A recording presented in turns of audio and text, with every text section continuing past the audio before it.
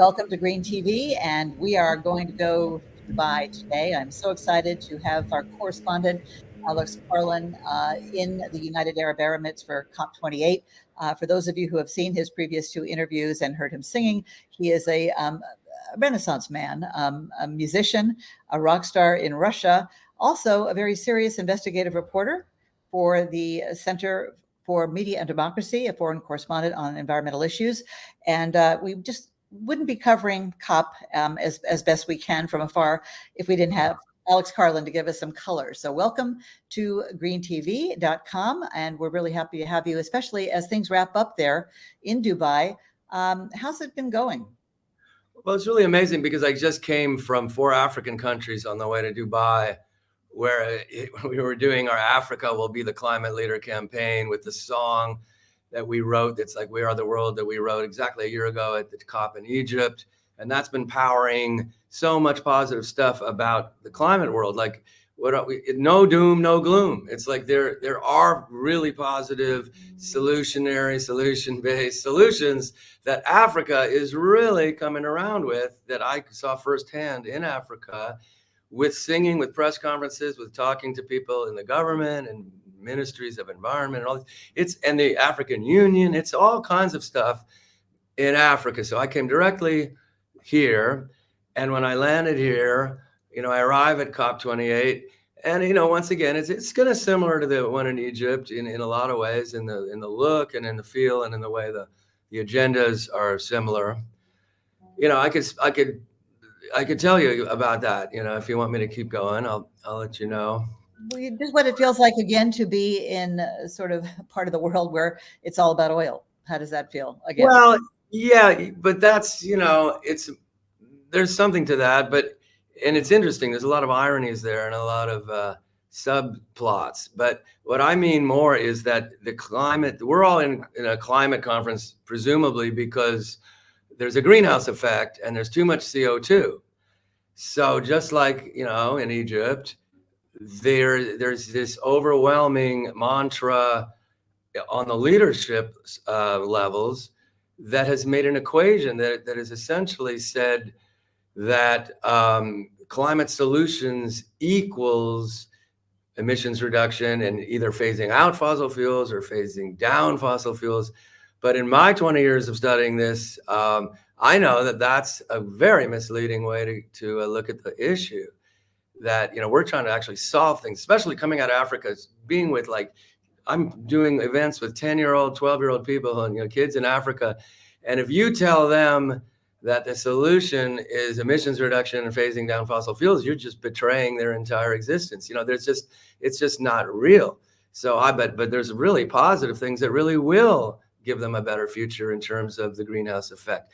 But it's not what the mantra is. It's just a different thing, and I can explain it. Mm-hmm. Please do. But first, just set the scene a little bit more. Is there optimism? Is there anger? Are there more protests, more young people? Is there more separation between the official events and the protesters that I'm sure were out there in force? Well, I can only say that you see it every day. There's sort of a designated place, and I will say that if you're outside the walls of COP28, you're definitely liable to be arrested for anything like that. It's not a free country in that sense, from what I understand. I don't know that firsthand, but I've heard that. But they relax it a little bit inside the walls. You can say more things than you can say. That was exactly the same thing in Egypt, by the way, where there's so many political prisoners in Egypt. That was a huge issue. I haven't seen that as, openly, palpably obvious here, but that's what I hear. So, but you see every day there's kind of a designated protest. But to me, they're just a bit misled by what they're calling for on their signs. If their signs are saying, we have to reduce emissions, that's only talking about a future 1% addition to the lethal dose of CO2 we have today, which is 1 trillion tons of CO2 in the atmosphere right now, cooking us and causing terrible acid problems in the ocean. So what I'd like to talk about in this interview, more than anything, is what we can really do positively to make for better climate outcomes. And that involves having less CO2 in the atmosphere and less acid. And I can go into both of those aspects, which are some really positive developments on Sure, this. please do.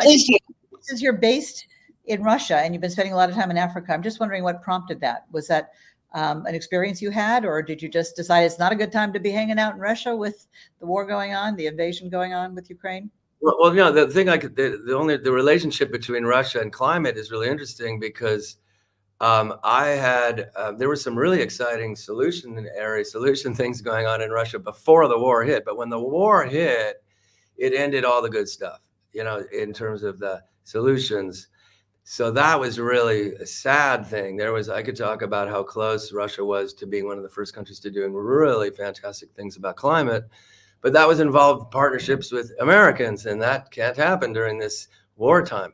So I immediately started pollution from war, not to mention all the human tragedy. It's just but as soon as the human tragedy happened, I mean, the first thing I did was not only start a movement and a campaign to end the war with a creative, innovative solution to the war, which we could talk about. But I also would. This is something to give you an example on musically. What I would do in concerts, I would say something like, do you remember the band Creedence Clearwater Revival? Right? They had a song called like I've been told that long ago. There's a calm before the storm. I know. Remember that song? But then it goes to the chorus. It goes, I want to know, have you ever seen the rain? So I do that normally, but then I do, I want to know, who's going to stop the bombs from falling on our brothers and sisters in the Ukraine? And I would sing that right in the middle of Moscow, and people would look around and say, "Can you say that? Can you really say that?" And people would start breathing a little easier, like it's not, And then, of course, now I'm saying, who's going to stop the bombs from falling on our brothers and sisters in Gaza? And there's Yemen, and there's tons of death and horrible things, but definitely Ukraine is the nightmare. It's just a nightmare Russians can't wake up out of. All my friends feel the same way. It's like, but I have a positive solution to the war that doesn't demonize anybody. That just you can make a little link to my email, and anybody's interested in ending the war in Ukraine can write me an email and I'll explain it to them. But it's called Urampa. You rename NATO, you call it Urampa, you add Russia and Ukraine, and the war is over instantly. And there's a lot of details to that, but it's a creative, innovative way to end a war. I have the same solution for Gaza. You rename Gaza Cornucopia, right? And you take all the money they're using to destroy Gaza, and then you build like a Singapore by the Mediterranean, where all Palestinians have the right to return there to a beautiful apartment, rent-free, and possibly food, free food, but just basically rent-free, beautiful living for all Palestinians in Gaza. And, businesses are set up with very low, maybe zero taxes to create a Singapore by the Mediterranean called Cornucopia. And the war is over instantly. There's no more war. Hamas? So no more Hamas? Well, no more. Yeah, well, presumably no more, USA, Israeli government, or Hamas war fighting. They wouldn't do it because that would be the deal for Cornucopia. You'd stop that, and and if they started it up again, the whole world would come down on them. In this case, more so than your vision. I love your utopic vision, and I really wish people would read your stuff and consider it. But that's probably not going to happen. So let's get back to reality for now. Tell us a little bit about what you've seen that's encouraged you, and you kind of talked about what's discouraging. Kind of the same old from your perspective. And I love your controversial take. That's why we like to check in with you. Yeah, exactly. But the positive momentum, like I say, I felt in Africa for a month. We were in the French West Africa, Cote d'Ivoire, Ghana, Togo, and Benin.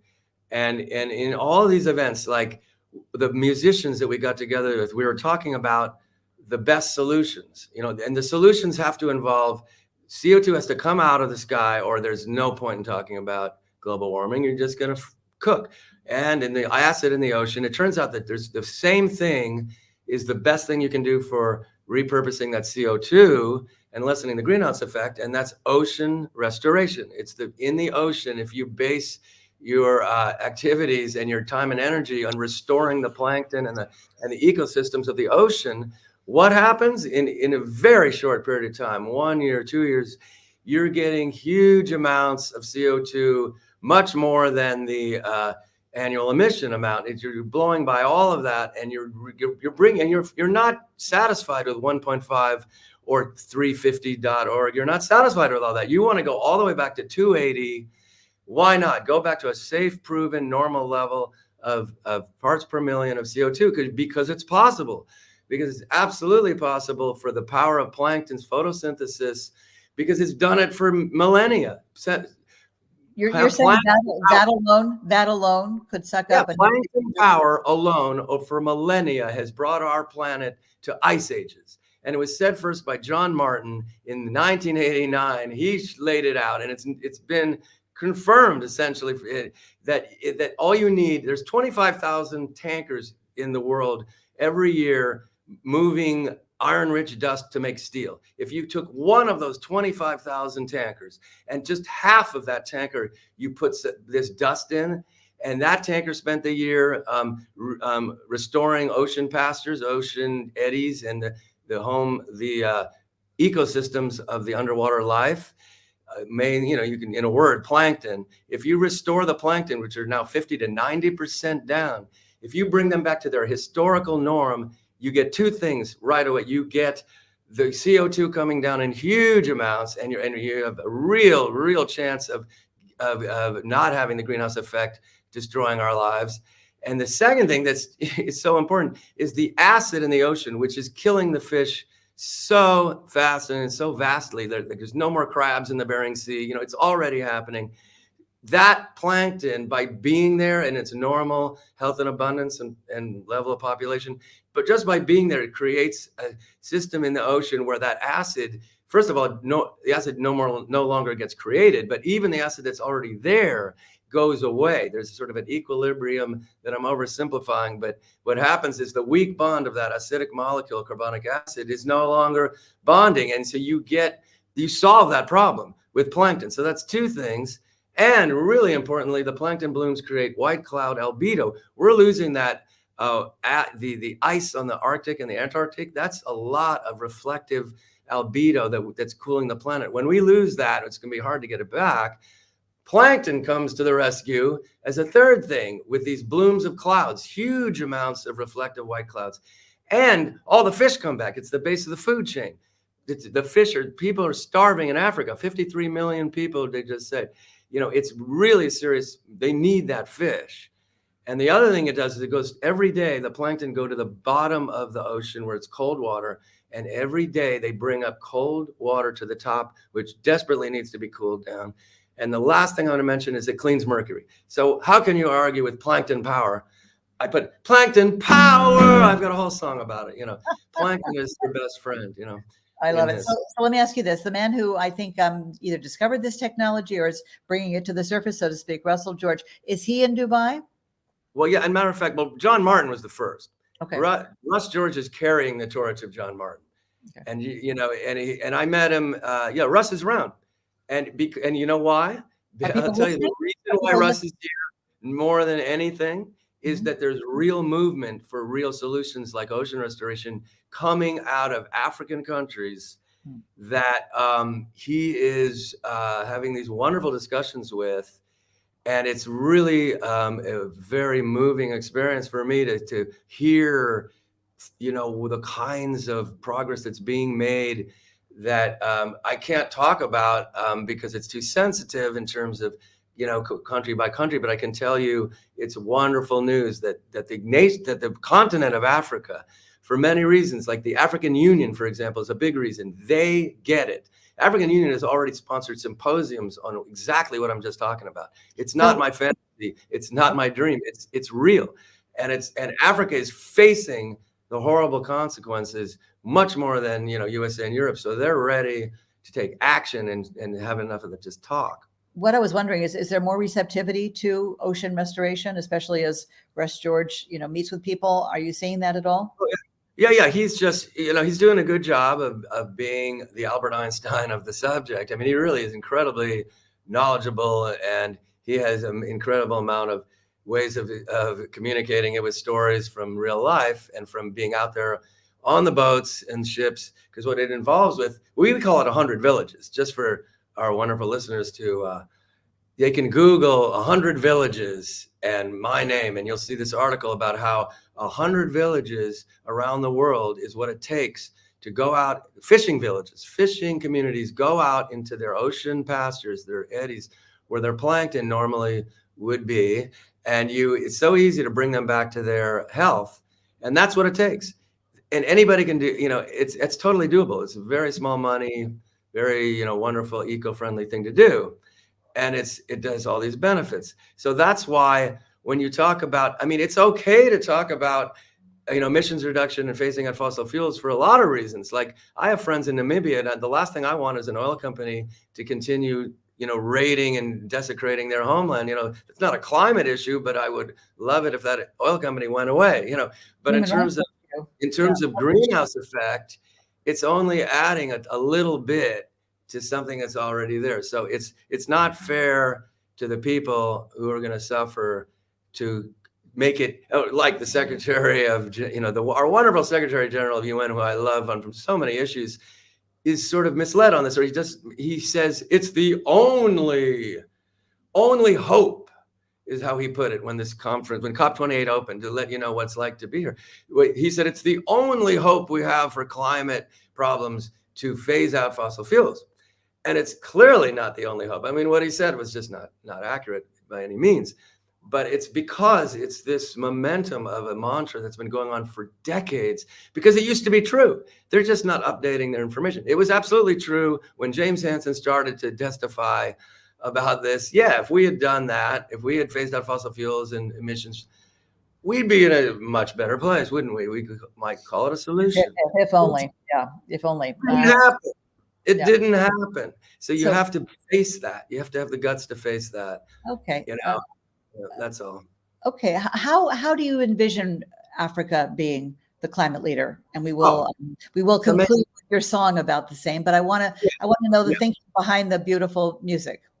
Yeah, no, it's amazing, because the music is we wrote the song a year ago at the COP27 in Egypt when I was in the Togo pavilion.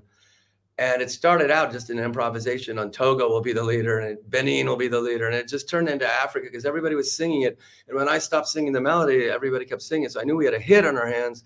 And we started thinking, well, this should be like We Are the World, We Are the Children, where you get African stars to each sing a cameo line. Alpha Blondy from Cote d'Ivoire, you get all the different stars to each sing one line. And that will feed into this momentum as the African Union and the various countries start to see they want to bring back their fish, they want to do something about acid, they want to do something about CO2, and they realize that the plankton power is by far the most effective and wonderful way to do that. So the music combined with that, where you have the people in the nations calling for it and saying, hey, we're going to support and as a matter of fact, one of the great indigenous leaders I've been interviewing, which I want to talk about, that aspect of the COP. There's a wonderful aspect of indigenous knowledge and wisdom here at COP28 that I'd like to talk about. But one of the things they said is we must educate our leaders.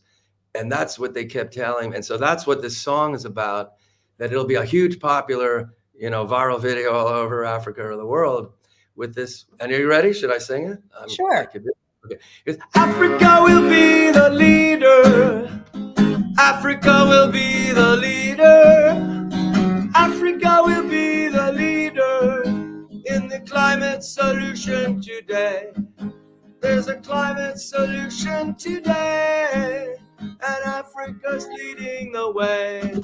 No more waiting for action from anywhere, 'cause Africa has the action plan.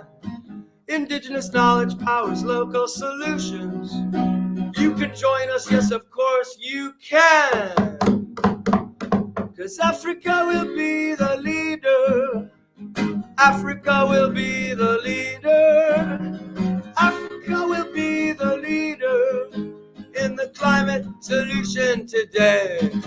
Plankton power. Plankton blooms bring down the CO2. and they create white clouds and cool the planet too. And they stop ocean acidification. This'll be done from many African nations. 'Cause Africa is leading, and Africa is leading. Come on, Betsy. Africa is leading. Sing along. Oh, I don't have solutions today. Green TV reports it today that Africa's leading the way. The restoration of plankton is the key, because first it's bringing back the fish, and then the greenhouse gases become much less because of the rising photosynthesis. I rhymed photosynthesis in the song. You just make Africa will be the leader. Africa will be the leader. Africa will be the leader in the climate solution today. Ocean pasture restoration, climate restoration, plankton restoration, green TV broadcast to all the nations today. 24 hours. We love you, Alex Carlin. You are original. One of a kind. You know that when we were in Togo, I sent you this green TV Togo in French language. They're taking your idea a little bit, but I guess they're not 24 hours yet either. So. No, well, we're working on it. You know what? It's okay to have competition when it comes to greening the airways. Exactly. And information, inspiration, motivation, spread it around the world. Right? Can I say a word about this agroecology and the indigenous knowledge? Sure. Do we have time for that? Just a minute. Just the idea, like obviously there's a kind of you have to think about reality, practical reality. We're here at this moment in time, and how many years in the future will it take for the plankton power to do all these wonderful things? Well, it's not instant. It's not like it takes 50 years to plant a forest, but it only takes a couple of years for plankton to do what they do, but still it's time, right? So what do we do in the meantime in these, and I've been getting incredible interviews with indigenous leaders from Africa who are telling me all these fantastic things about the knowledge and the practical and the practices and the experiences of indigenous people in Africa, that they just want to bring that to the rest of the world to, because what happens is like the Europeans and the Americans are, besides, not solving climate, and we're not going to wait for them. Besides that, they come up with these ideas for agriculture and for mining and all these terrible things, where they come into places like Africa with these methods and agreements and things that destroy the communities and destroy the ways of life, and that it's very bad for just basic having enough food. So there's a whole movement now called agroecology that is so full of information that I encourage everybody to read or Google or just any agroecology and put in any African country, and you'll see all the different ways that and you can read my blogs, and I include it, and I talk about you can call plankton power agroecology too. It's just the agroecology of the ocean. It's the same thing. It's doing things now, because the key is listening. They listen to nature. They listen. They don't just think they're superior to nature. They listen to nature and they get wisdom from that. That's just one little piece of it. But they commune with it in a certain way, and they get the answers from things that aren't from logic and aren't from rational thinking. It's from experiential things and bonding with nature and being there. And so their big advice to people like you and I is go to Africa, and just hang out with some of these villages. And you can't explain it in words. You just have to go there and be there and feel it. It's a feeling, and but it translates into real things. It translates into better agricultural practices, because they're listening to nature and they're getting these amazing, innovative, wonderful indigenous people and the feminine. I heard a quote from women. Yeah, of course. White egotistical men are the problem of climate change and war. And maybe I'm going to get in trouble for saying that, but generalization. But you see that at COP, you see that everywhere. We need to listen to the women. There's a group called She Changes, I believe it is. I interviewed Bianca Pitt. We want to get her on, hopefully, to get her take on Dubai. She's been there, to get 50-50, to have half the room be feminine, because it does bring that nurturing longer view energy to this. And then, by the way, let's have women run countries in the world, and I swear the wars will stop. But that's another story for another day. I can definitely second that emotion, because that's what I saw in Africa and in COP28. That's a big theme that has got a lot of momentum, and I agree with you. Well, I want to start a show. This is Meet the Solutionaries, and thank you for being one of our solutionaries, our most creative one for sure. But I also wanted to start a show, don't take this anyone, called Womanifesting Change, and interview the top green female leaders, because really we need to have our voices be much louder and pretty much omnipresent for us to have hope. Thank you for giving us your unique perspective and hope.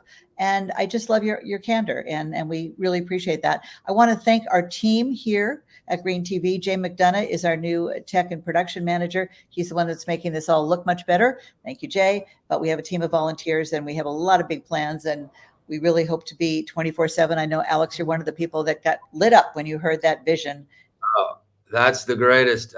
What did Ted Turner say when he started CNN? I'm going to have a 24-hour news channel. And everybody says, nobody's going to want to watch CNN. Are you kidding? 24 Right. hours? Yep. You're right. Yep. Well, I know Ted Turner, but I'm a green media maven. Yeah. I think it's going to be the biggest thing since plankton power. Quote you on that. I love it. Okay, you want to take us out on a song? Any others we haven't heard yet?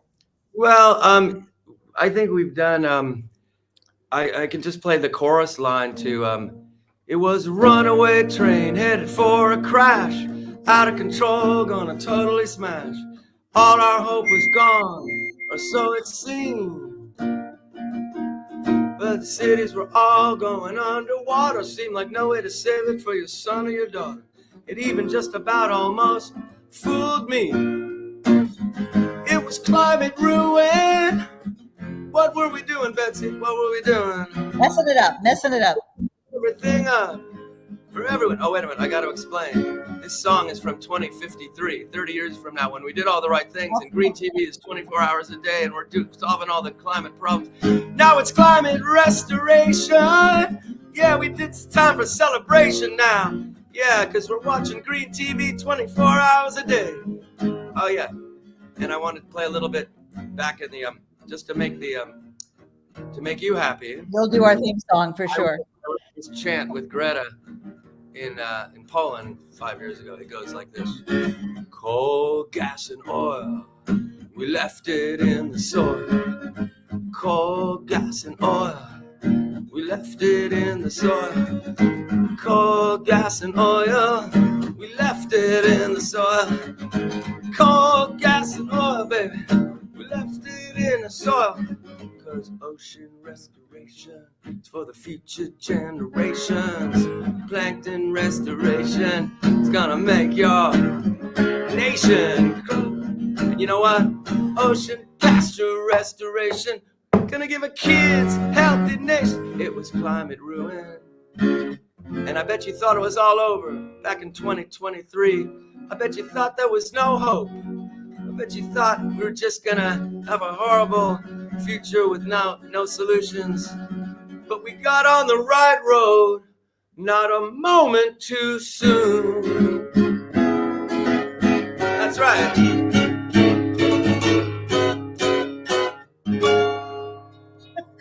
Thank you, Alex. Just as my granddaughter is born, hope.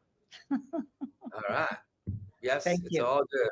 There's Thank no you. doom, no gloom. Bless you. Safe travels.